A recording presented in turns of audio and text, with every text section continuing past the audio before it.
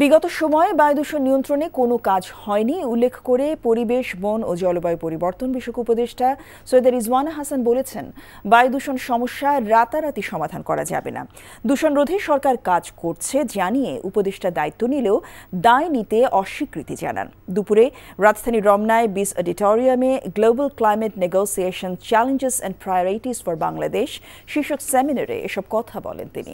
এ সময় দেশের বায়ু দূষণের ৩০% জন্য প্রতিবেশী দেশকে দায়ী করে রিজওয়ানা হাসান আরও বলেন, বায়ু দূষণ নিয়ন্ত্রণে গঠিত টাস্কফোর্স আগামী শনিবার থেকে কাজ শুরু করবে। এছাড়া জলবায়ু তহবিল নিয়ে উন্নত বিশ্বের অনাগ্রহের বিপরীতে নিজেদের সক্ষমতা বৃদ্ধির কোনো বিকল্প নেই বলেও মন্তব্য করেন পরিবেশ উপদেষ্টা।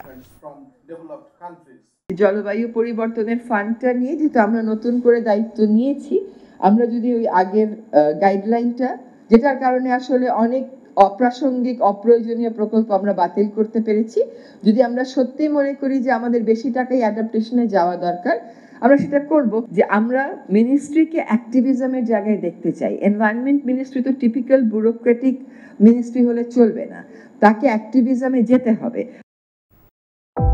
ভালোবাসার প্রথম শর্ত বিশ্বাস, যেটা আমার প্রতি কখনোই তোমার ছিল না।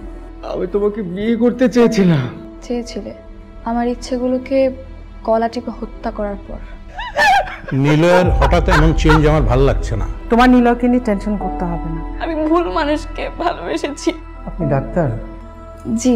কিসের ডাক্তার আপনি? মেডিসিন, গাইনি, অর্থোপেডিক নাকি সাইকোলজিস্ট?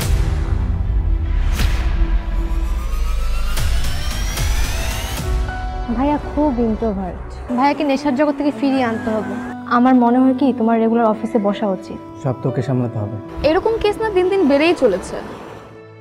আপনি কি আমার উপর রেগে আছেন? পৃথিবীতে কারোর উপরে আমার তেমন কোনো রাগ নেই। নিলয় যেন কোনো রকম সিন ক্রিয়েট না করে। আপনি কি সব ভুলে থাকতে পেরেছেন? প্রেম এবং ভালোবাসা খুব পবিত্র, সস্তা কোনো কিছু না। আমি তোমাকে হারাতে চাইনি Priti. Love is not enough in the world. Double million offer Walton fridge কিনে পেতে পারেন 20 লক্ষ টাকা, রয়েছে কোটি কোটি টাকার নিশ্চিত উপহার।